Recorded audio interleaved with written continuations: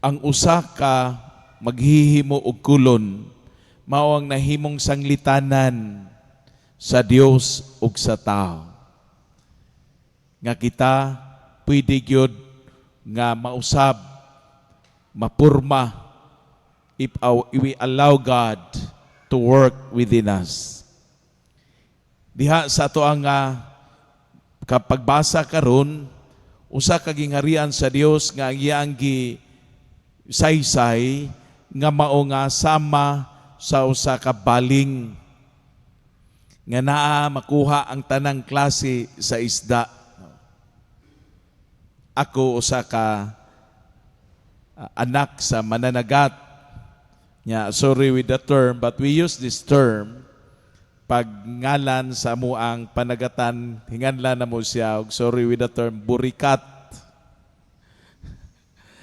o biaw. Pero ang iaagyod nga panagatan kita bunsuran. Pero ang bunsod, usa na siya ka fence nga magpaabot kon unsay nga klase nga isda ang musulod. Apan dunay bulan sa Abril ug sa Mayo nga i-change ang net sa iyang kwarto diin ang tanang klase makuha bisan pa ang gagmay nga isda nga gitawag namo og binulabid. Gamay pa na siya sa bulinaw.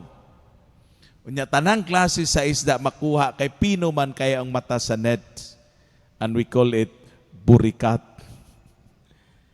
Og ni ana makuha ang tanan, maayo og dili.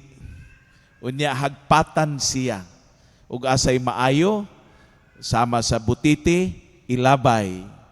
Apan ang maayo dalon.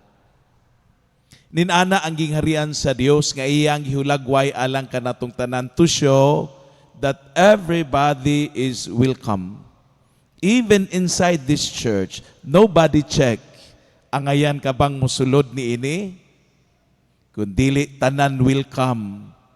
Ug klase-klase ta nga pagkatao dunay maayo-maayo, duna poy dautan-dautan. Ang importante nga we come together trusting God's mercy and generosity to be the clay and God be the potter diha sa atong kinabuhi. I observed that so many here are students. Tungod kay nagsugod naman ang klase sa tulunghaan nato dinhi sa St. Vincent o sa ubang mga tulunghaan. You students, you consider yourselves clay.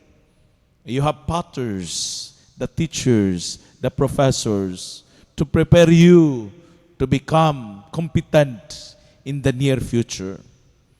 Pero diha sa itong kinabuhi, we have God to be the main potter.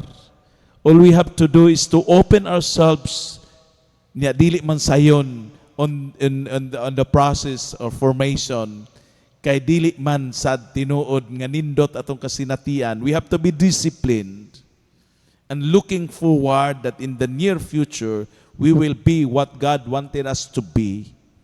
Mao nga niini gi-welcome niya ang tanan. And we have always to remember that at the end of the day there will be judgment. At the end of the day there will be God's love. Dunay justice, dunay paglain. Pero along the process, we are still on our way. And that is God's mercy and love to us. Nga mahimo man usab unta kitang maayo. Nga makig-uban unya sa iyang gingharian. Pero ato hinumduman, nga base nakalimot kita, nga there will be end times. There will be parousia. There will be judgment. Pero dili kita angay mahadlok. Kay ang Dios nagpresentar siyang kagalingon to be the potter. All we have to do is to cooperate with that discipline, with that formation, for us to become what God wanted us to be. Diha siyang gingarian.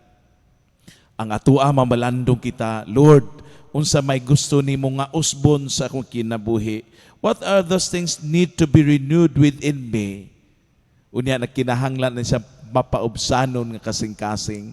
Kaya ang taong mapaubsanon sa kasing-kasing, mo ang magdala nga mo-open siya for formation. We have potters, we have teachers, we have parents, and even a day-to-day friends nga mo correction kanato. We have to open ourselves, to humble ourselves for us to become really what God wanted us to be. Ang gingharian sa Dios sama sa baling, He welcomes everybody. Saints and sinners come together. The same with what we are doing right now. Misulod kita nining balay nga pag-alampuanan tungod kay gusto sa Dios kakitang tanan maluwas man. Busa, we have to open ourselves like the clay nga naa sa mga kamot sa maghimog kulon, the potter, God. At the end of the day, kita unta mahiapil sa iyang pinili. Palihog sa pagtindog. Mag-ampoy ta sa